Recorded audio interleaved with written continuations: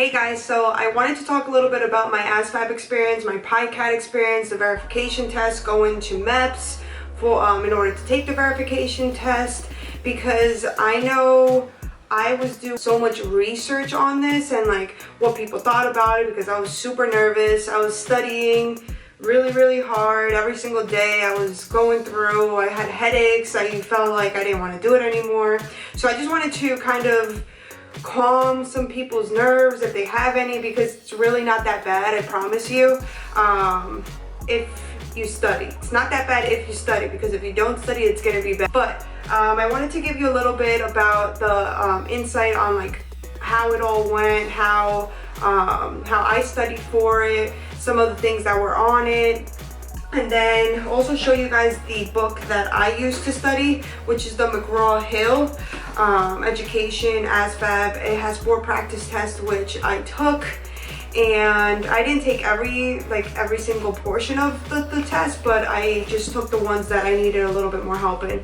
But let's start from the beginning. So I went into the recruiter's office, gave him all my paperwork, did all that. Then he said, okay, how much time do you need to study? I said about 2 weeks. Granted, the first week I didn't study at all.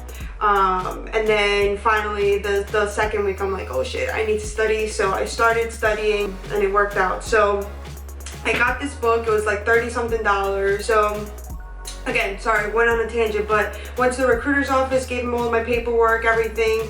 He said 2 weeks, fine. I studied for that last week, and he decided to give me the PiCat first. So the PiCat is a test that you can take at home. It's not timed at all, unlike the Asvab, which is timed. So this PiCat is not timed, so you have all the time in the world to take it. But the only thing is that if you cheat, they're gonna know, because you're gonna take the verification test, and then if you do bad on it, if you're 10 points away from your score, you're gonna have to take it all over again. You're gonna have to take the Asvab. So just make sure you don't cheat or you don't use anybody else's help, because honestly it's not gonna help you in the end. You're just gonna waste more time.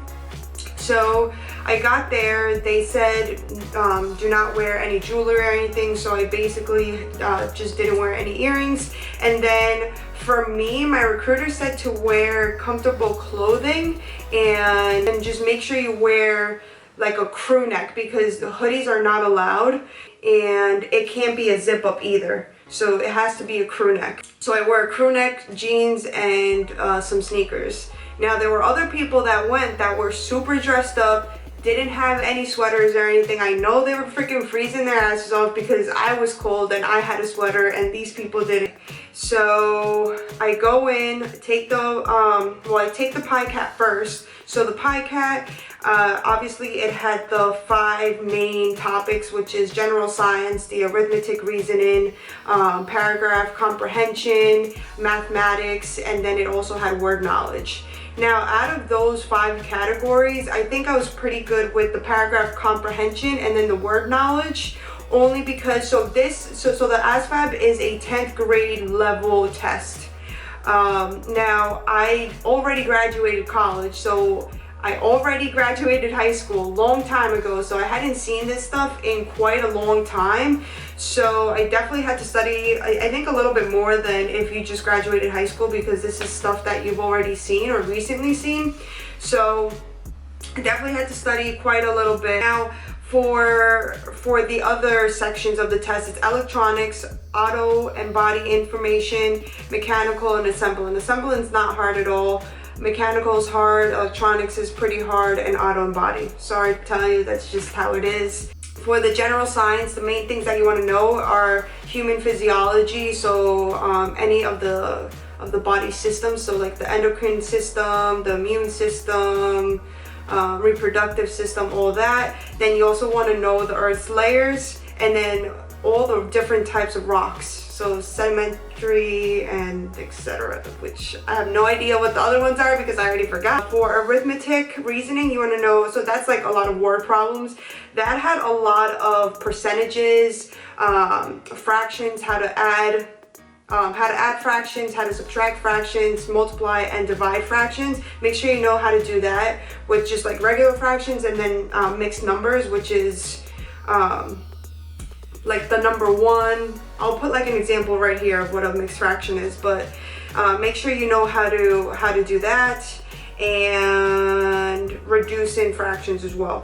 For the word knowledge, pretty simple. And then for the mathematics, you want to know a lot of, it's more so geometry, algebra, and then probabilities. So points of a line, shapes, all the different formulas for the shape. So like finding the area, finding the circumference of a circle, area of a triangle, all that. Make sure you know the formulas for that, because that's going to be big. And then for the paragraph comprehension, just make sure you read the question before you read the actual paragraph, so you know what they're asking. So you don't have to go back and be like, oh, where did I see this question? So just read the questions before you go into reading the whole paragraph. After I took the PiCat, I sent a text message to my recruiter letting him know. Then the next day he responded, he let me know my score. I was pretty happy with it. I got a 91, which isn't bad at all. And after that, I had to go to Fort Dix base because I needed to take the verification test. So again, the verification test is going to show the military that you didn't cheat on the PiCat. So you're going to take that. Now, a lot of people say that they're the same questions as the PiCat. For me, it was definitely not the same questions at all.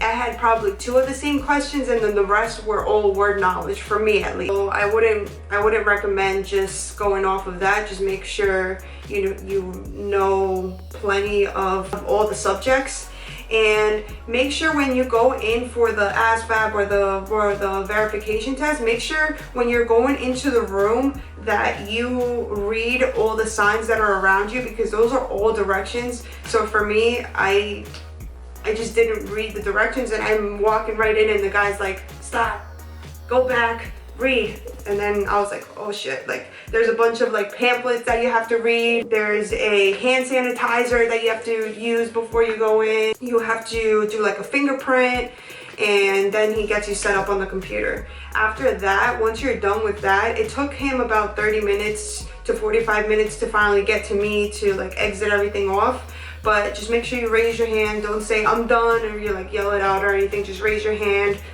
Once he sees you, just put it back down and then say like you're done, and then he'll come to you. Just make sure you don't get up until he tells you to get up. Push in your chair. Again, wear something warm.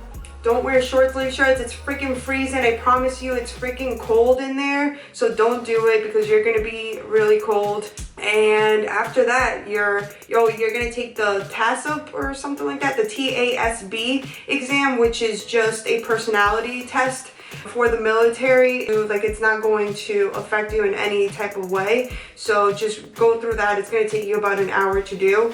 And then once you're done with that, then you get to leave. You go back downstairs, you go to your recruiter, and they should get the score right away, or they should give you an envelope and they put the scores in there. But if they don't, then you just get it online, and then you go. If anybody needs the Asvab book, let me know. I will send it to you.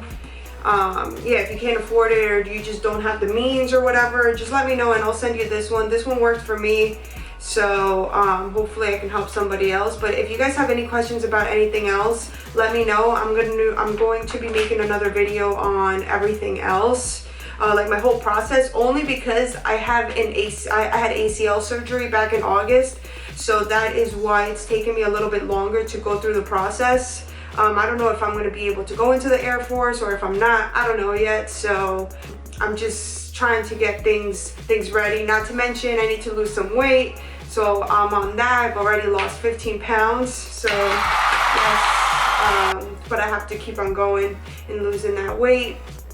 And yeah, and that's really it. Let me know if you guys have any questions. If you want the book, let me know, and we'll go from there.